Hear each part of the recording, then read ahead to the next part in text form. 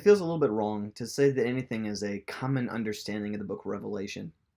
I think that we can make a little bit of sense out of these seals, trumpets, and bowls, but let's call it an attempt at understanding.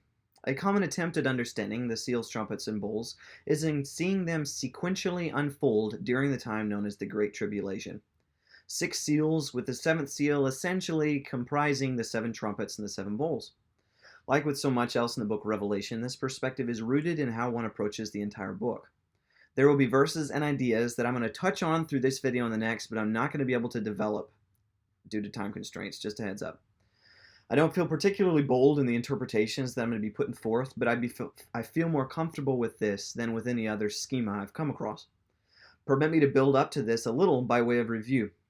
If A, the end times kicked off with Jesus' resurrection, see episodes 1 and 2, B, John intends for us to read Revelation mostly symbolically, see episode 6, and C, the Great Tribulation is already partially in effect and has been for 2,000 years, see episode 8, well then things are pretty wide open when it comes to seals, trumpets, and bowls. To start out our whirlwind tour, and we will be moving far more quickly than you or I would prefer through this, I'm going to put forth 3 verses. I'm going to have them on the screen for you here. Please note the similarities between these. Peals of thunder, rumblings, flashes of lightning, and an earthquake. The differences are there certainly, but it's easy to see how some might interpret these as referring to the same event. 8:5 refers to seal 7, 11:19 refers to trumpet 7, 16:18 refers to bowl 7. Okay, so within the course of seal 7, John sees the smoke of the incense offered by an angel. This incense goes up with the prayers of the saints and is answered via the angel throwing fire on earth. What prayer is answered here? Well, many perspectives will see this as being clearly precedented in 6:10, in which the believers ask God to judge the wicked. 8:5 then is a vision of what happens when God judges and avenges the blood of the saints.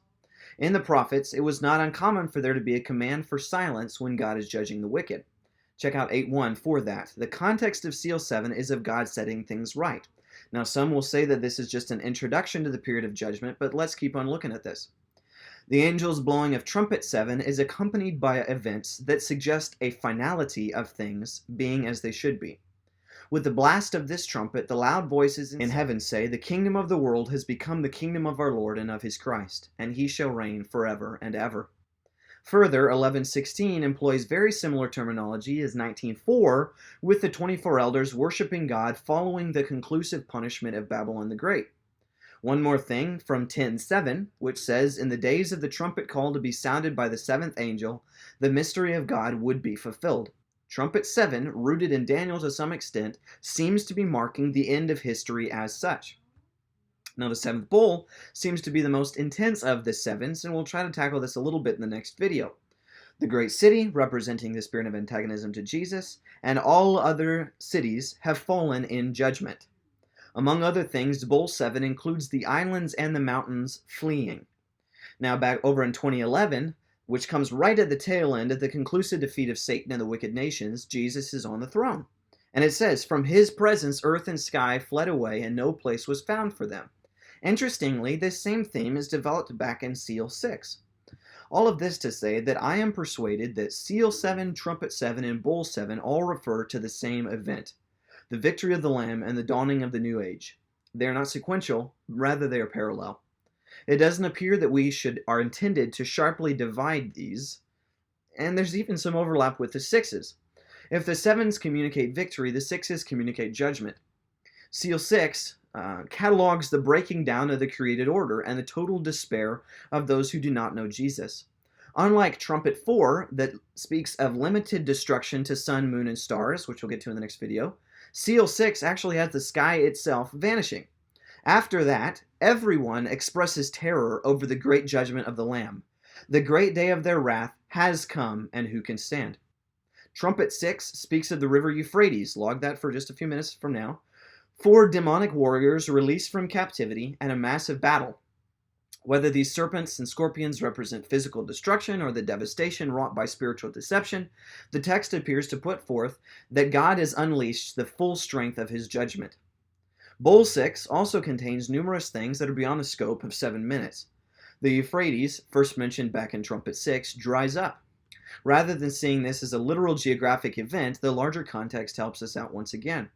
The Euphrates drying up symbolizes and harkens back to the destruction of physical Babylon. Check out those Isaiah verses for physical Babylon. It also anticipates the destruction of spiritual Babylon that will be unpacked further in the next few chapters. Check out these references. Further, Bowl 6 includes unclean spirits that come out like frogs, which go out to deceive and to gather all of God's enemies for battle. All of those enemies, it seems reasonable to me to assume, are those who pray for the rocks to fall on them on the great day of wrath mentioned in chapter 6 under Seal 6. These parallels suggest to me that Seal 6, Trumpet 6, and Bowl 6 are nonlinear but nonetheless complementary explanations of what takes place at the single final judgment at the end of this age. Under this framework, pray and study through it, see what you think. We have seals, trumpets, and bowls, 6 and 7, working together with each other instead of standing distinct. My argument then, and we'll try to make this a little more sensical in the next video, is that the seals, trumpets, and bowls are not 21 separate happenings leading up to the end, but are rather symbolic and interweaving pictures of what God's people can expect in the latter days between Jesus' two advents.